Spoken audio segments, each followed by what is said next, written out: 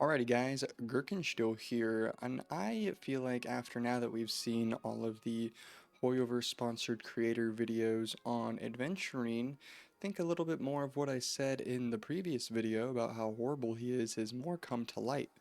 Full transparency, I do plan on pulling him because I want to prove that he sucks. And when I say he sucks, it's not like he's not going to be usable. It's not like he's even not going to be good. It's just more, the only reason to pull him is because you like adventuring, not because he's broken or will power creep the game. First thing I want to point out to everybody that has seen those videos is everyone's pretty much on the same page that he does basically no damage, even with his light cone, to a negligible degree. Even with him wailed into, he's not helping you clear a cycle faster, which I mean, I feel like that kind of ruins the whole point of them. But if we look at the current limited 5-star supports, sustainers, I think there's a few notable things to notice. The most easy one to get out of the way is if you only have Luocha and you're picking between Luocha and Aventurine. Um, Luocha does have, I think, more quality of life. I mean, he strips buffs, he auto heals, and you never have to worry about teleporting to a heal point because you have a Luocha. He's also skill point positive. And he's also imaginary. Adventuring can be skill point positive if the content is easy, but I feel like they low-key both do pretty much the same damage unless you're only running like a pure follow-up team. If you're on the normal team comp though, it's like Luocha probably just ends up being a little bit better or at least more reliable. Adventurine just doesn't seem all that reliable. Even like his damage just seems so mediocre. And then if you're comparing him to someone like Huohua, it really seems like he doesn't even stand in the same stratosphere as Huohua and Fushuan. Fushuan and Huohuo both being unique, one of them, buffing all of your attack and energy, almost like she's a full-blown harmony unit, but a healer. Like, if anyone who owns Huohuo knows, like, you basically don't even take her for the healing part, you take her for the team buff, and she just happens to keep you alive. Fushuan just makes all of your teams work a little smoother, more crit rate, and they don't die and they can't get one shot, essentially. Bouchon can get one shot, but she also does her own, big amounts of damage, and she happens to be Quantum, which is broken for the solo Quantum team. Not that that's super good anymore or relevant, but I think it's notable because I think Quantum just low-key better element than Imaginary. I think Imaginary is one of the weaker elements in terms of usefulness on this game so far. But the real people what we're going to be comparing Adventuring to is Gepard. If you have a Gepard, it just seems really hard to justify adventuring. Like, my Gepard's not great. I mean, I have his light cone. He's got almost 4,000 defense, so he's got less defense than you're supposed to have on an adventuring. But, like, he's got okay relics and things. And mine does happen to be E3 because I've lost a lot of 50/50s. His traces, though, were very relatable still. Like, I just went 10 and 6. Like, that's everyone can do that. So he's by no means a whaled out Gepard. And my Gepard always has his ultimate up. He's only got 120 ER, but he's always got his ult. Like, I have it every time I need it. I can basically keep my team from ever taking damage that will kill them in all of the MOCs. He's just super freaking good and reliable.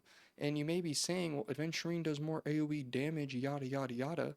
And yes, he does, but it's a negligible amount to the point where it's like, does it matter? Like, the guy shoots pebbles at you. And I'm like, Gepard at least can freeze him sometimes, and he does do some damage. It's not like he does no damage. He does pretty well against ice shields, just like Adventuring will do pretty well against imaginary shields. And so I'm thinking, well, if I have Gepard and I put him on the freaking burn light cone, he's going to be great with Acheron in the same exact way that Adventuring will be great with Acheron. And then people are saying, well, you got the debuff on the ultimate Adventuring. Well, I got a debuff on the scale of Gepard. So really at the end of the day, one of them's a unit I already have, or you may already have, and the other one's a unit you got to spend money on. Now, the one team that I feel like wants Adventuring is Topaz and Dr. Ratio. That team, although is fun and cool, it's not even like a tier 1 team. Like, there's enough tier 1 teams now where I don't even know if that team makes it, if I'm being honest. A limited support for 2 hunt characters seems pretty mid. And when I say mid, mid is not bad, okay? Mid is mid, the middle, average. Like, every team at a baseline should function a certain way, and I feel like with Adventuring, that team will function now at the appropriate baseline, um, making it mid. So, even, I don't know, I don't want to be a complete Adventuring hater, and I understand they've invested a lot in the story and making us like him and think he's cool and all of that, but how are you supposed to want to pull Adventuring when you got freaking Acheron here who just came out? Like, most people got Acheron and don't have much pulls left. And I want to say, like, we know Robin is coming. And I'm not saying Robin is going to be broken or OP by any means, but if you don't have Sparkle and you don't have Ruan May and you know another Harmony unit is coming and every previous one has been broken, stands to reason you might want to pick up this next one because at the end of the day, Harmony units are the biggest difference between you zero cycling and not zero cycling. Now, not all of you care about zero cycling, but they just boost your damage to such a ludicrous degree and make the like teams so much more fun that it just seems like they're worth it to pick up pretty much every time. I don't think anyone regrets having a Sparkle or a Ruan May, and I doubt you're gonna regret having Robin outside of the annoying, song she sings. But that's just what I assume she does. I have no idea because I just have dreams.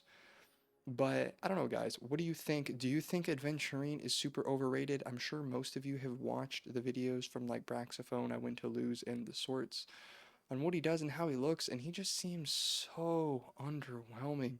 And the only reason I want him is to build that Dr. Ratio Topaz team. I don't even have Topaz. I want Topaz, even though she has arguably the worst animations in the game because they don't even feature her in them. But I do want her still, and I pretty much collect every unit, so it's pretty hard for me not to get a unit. But if I was recommending to you guys who to get, it just seems like he is really being forced on us when you don't need him, and he's not that great. And he's just, unless they tailor the entire game around his mechanic, I'm like, I don't know. Just use Gepard if you need a shielder, but for the most part, you don't even need a shielder. So unless they make shields 100% mandatory and you don't have a Gepard, I think he might be the easiest skip of all time. So those are my thoughts. Let me know what you think down below. If you like the video, like, comment, and subscribe. And tell me, what you think when he comes out or when you get to trial him or just whatever you want.